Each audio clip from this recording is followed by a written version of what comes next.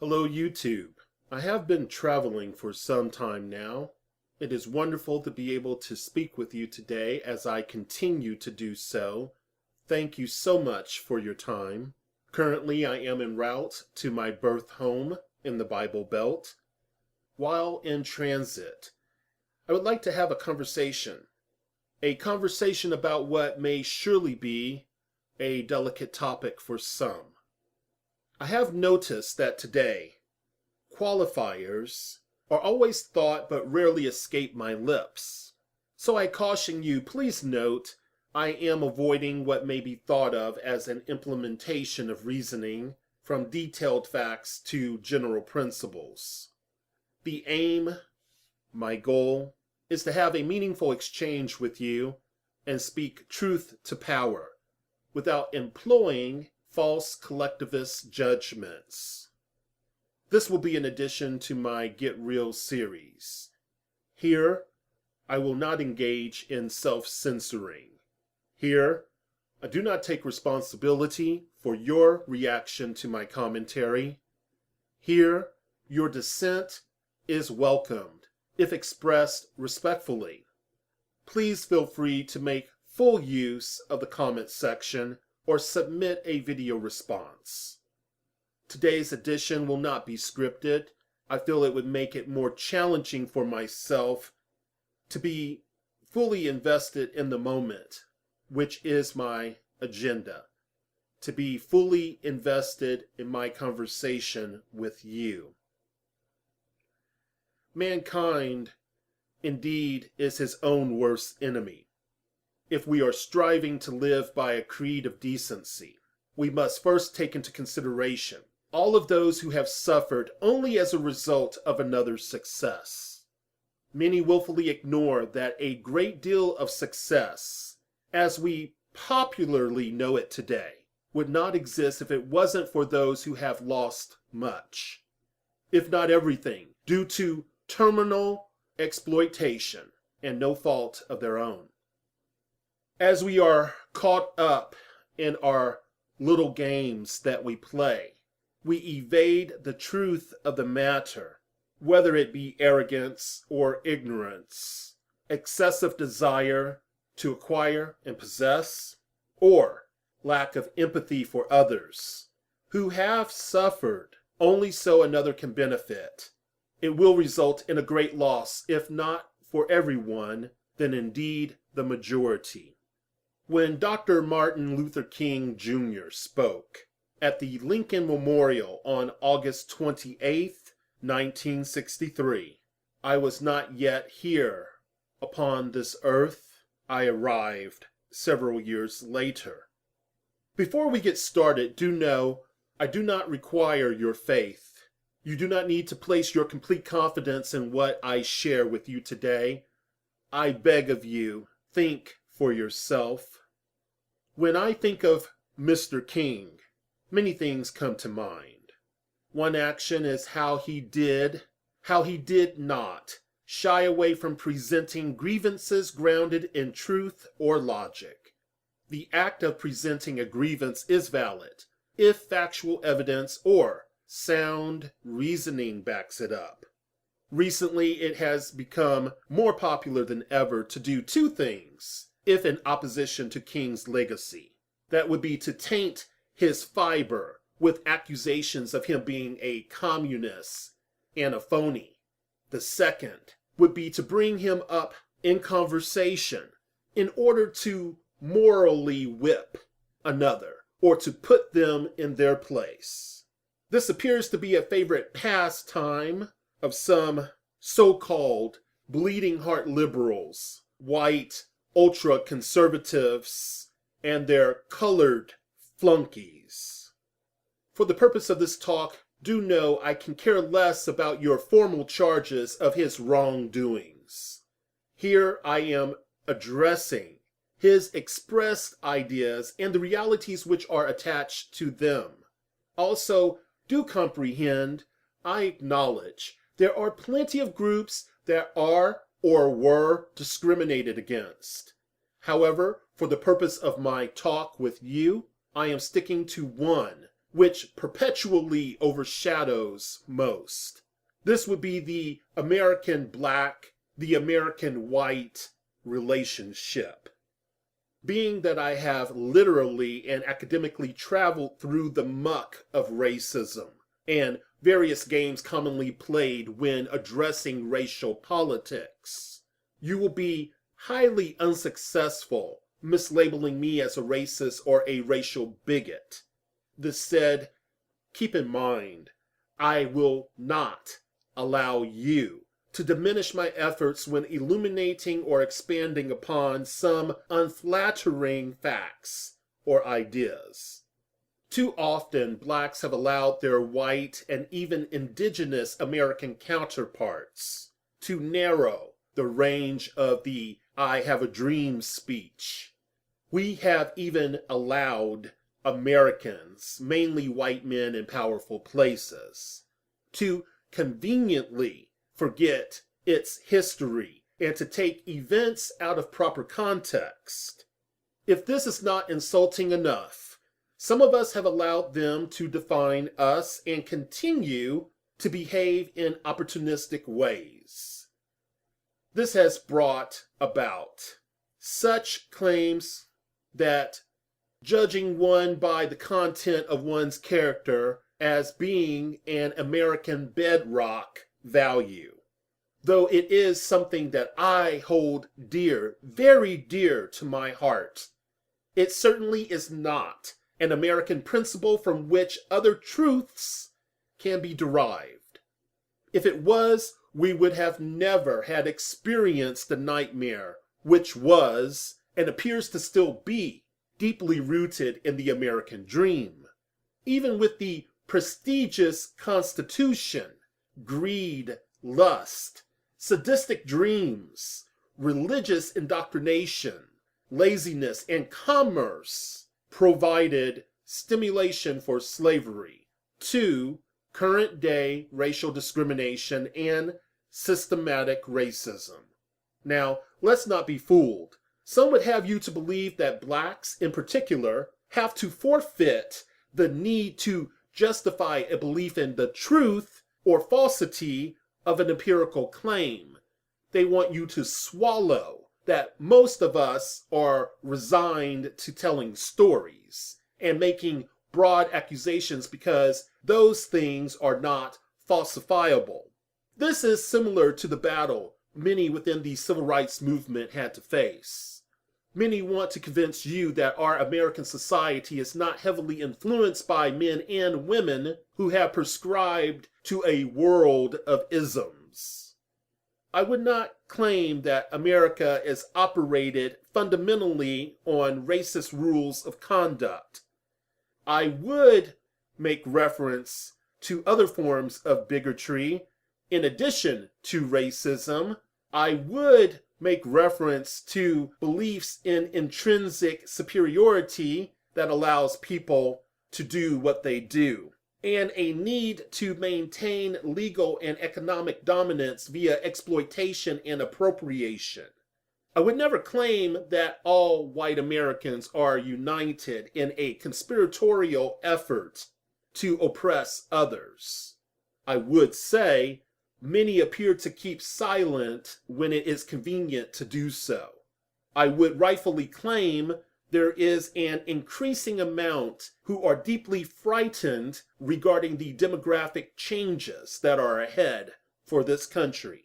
I will say most people do not take the time to frequently challenge their belief systems and internal biases, and this adds to the mess that we are in. I will energetically claim, a favorite pastime is to employ so-called minorities to construct a variety of tales when engaged in public discourse, or to dispense partial truths in order to serve the will of their masters. This disinformation allows one to sidestep the reality that we have deep racial issues, not only on a personal level, but within many of our institutions.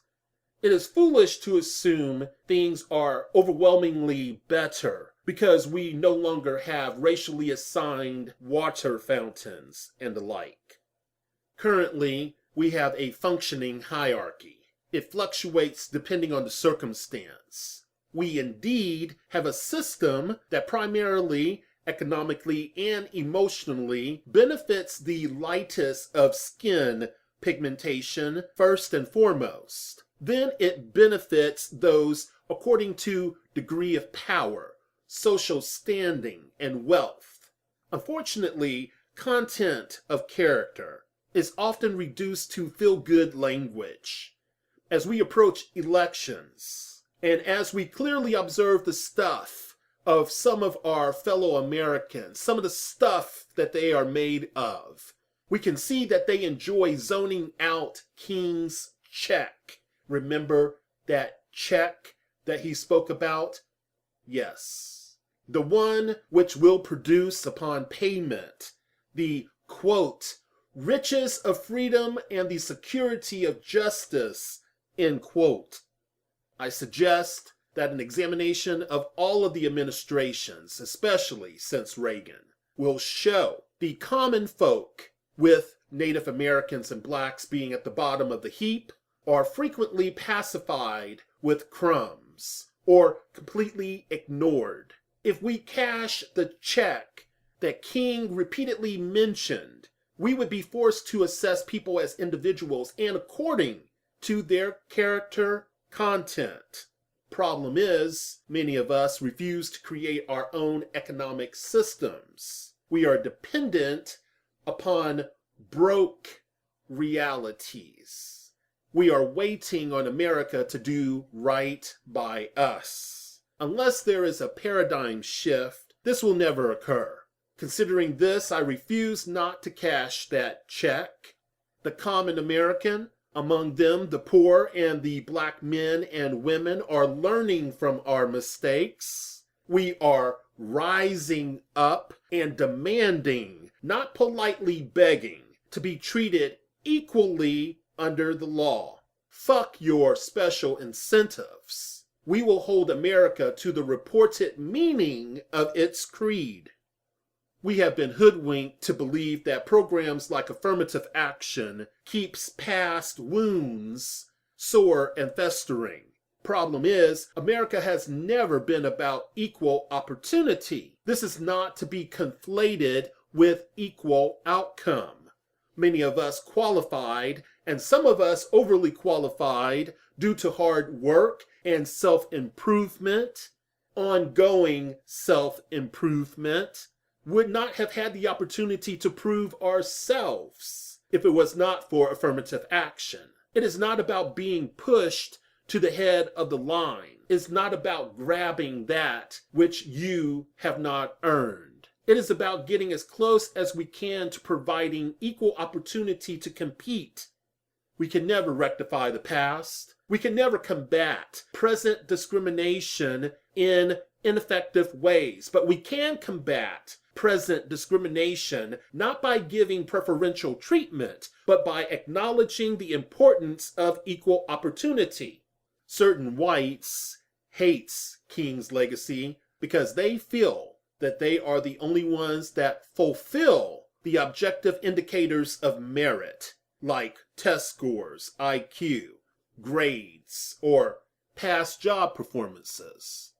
If blacks are overlooked, it is because we do not measure up, you see, and we need to examine our obviously assumed shortcomings. It is because we supposedly have squandered away benefits of living in this so-called free country. Freedom?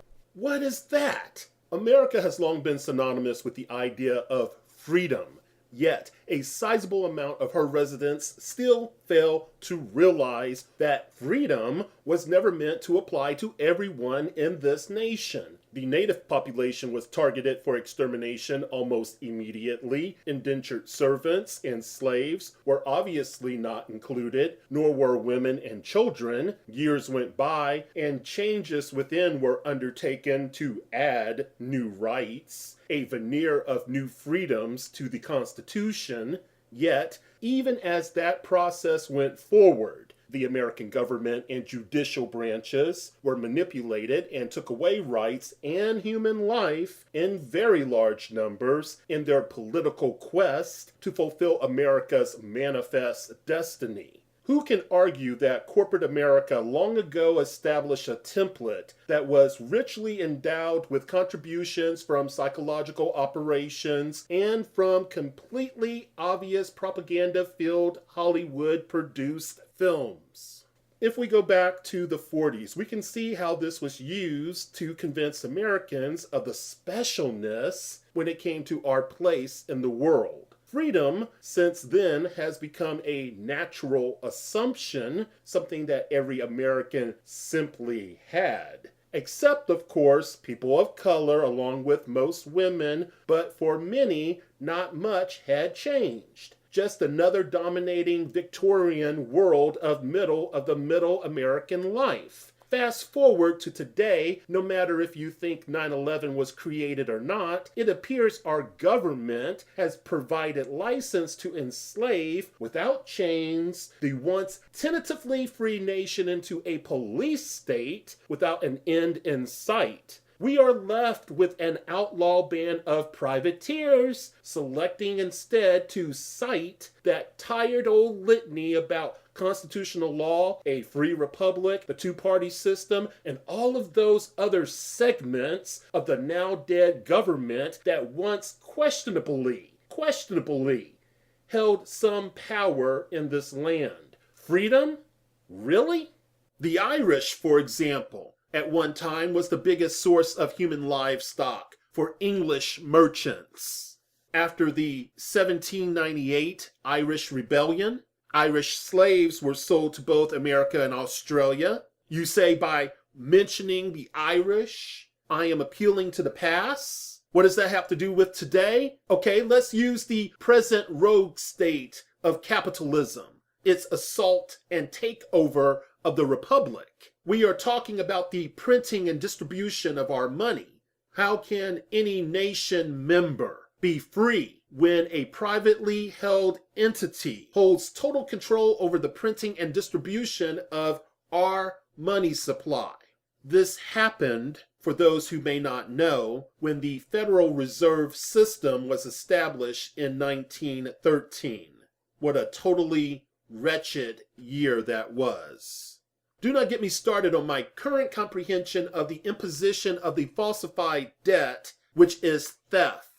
And we think we are free. Hell, we have to live by every letter of the law while they are giving it to us. And we are free. This is freedom, huh? I digress. Okay. We supposedly squandered benefits like money, jobs, schooling, and affirmative action. We supposedly squandered it away. This is the only reason, that America's prison population grew 8-fold. Oh no, in addition to those reasons, we must consider that 68% of children growing up with only their mother, and 71% out of wed births, according to Brian Williams of NBC News. We do have to consider those two additional factors. Well, as it refers to jobs, let me sorely remind you that millions of manufacturing jobs from our nation's central cities since the Clinton administration have been removed and sent overseas, courtesy of various trade agreements like NAFTA. This removed opportunity for blacks and other Americans. You may not wish to address the effects that such capital flight may have had on the economic and social realities of the mostly black residents. The industrialization is definitely not a pretty sight. Why do we not talk about how the dream is influenced when so-called race-neutral economic patterns exact a race-specific impact on people of color? Let me give you a hint. The prison population grew not solely due to others being more criminal in their behavior. It is because of political persecution, getting tough on crime policies, racism, police state toughness, judicial unfairness, policies like the 3 strikes and you're out, truth in sentencing, mandatory minimums, and the trend of being guilty unless proven innocent mentality, which appears to be gaining speed, especially in the ultra-conservative white groups as it relates to any and all so-called minorities. And let's not forget being undocumented and how that contributes to the addition and the addition that makes to the system. What does this show? Everything you think is the root of the problem is more than likely the symptom. How much longer can we draw false conclusions based on our already internalized white stereotypes? How can the rough places be made plain when we do not acknowledge that incarceration in America is a growth industry? If you look at its function, how can it be denied that it is treated as an alleged solution to high unemployment, poor parenting, poor schools, low wages, societal neglect, and an eroding social contract? How can the crooked places be made straight if we turn a blind eye to the trafficking of human beings for profit, an activity that appears to be occurring in most, if not all, penal facilities? It is nothing but dishonesty when people forsake actuality for groupthink. It is unlikely we will ever be able to rid the world of racism. I think you can understand this. And it is an individual's right to feel as they choose to feel and to think as they choose to think. It would just be nice if we could evolve beyond this. We see it not only in America, racism, but in Europe, China, Japan, Africa, South America, Canada, Mexico, and many other locations. Indeed, people who employ it do what they can to maintain a vice-like grip on most civilizations. At some point, all ethnicities must come to respect one another. They must come to respect one another's right to live a decent life on this planet if we are to continue as a human species without destroying each other. However, it seems common that critical evaluation of potential legislation is bypassed for the sake of remaining unargumentative and pure, whatever pure is culturally and genetically speaking. People love to abandon this part of the speech, which I'm about to share with you. Quote, life's most persistent and urgent question is, what are you doing for others? End quote. What are you doing for others? Yet it is obvious via their collective actions that many ultra-white conservatives stand against helping others. Yet they attempt to evade looking so hypocritical when they try to repurpose Dr. King's message regarding content of character. Just brilliant, brilliant people. Now, Black people, we have become blind. Some of us have. Not only to our direct contributions to our current reality, but to our failures. Do not think I am claiming that we do not have any. We do. There is plenty, unfortunately, to be seen. But we must call out not only the personal contributions that bring these about, but the system contributions that bring these about. In addition to this, we have failed ourselves in holding on to the redneck racist stereotype. Yes, they exist. Yes, some still continue to wreak havoc. However, it is the clean-cut, well-spoken thugs in suits which mainly occupy positions of authority and that impact the lives of many. We also fail, for some of us have been very inconsistent. I say the ultimate payback is not mimicking the bad behavior and ideologies of others.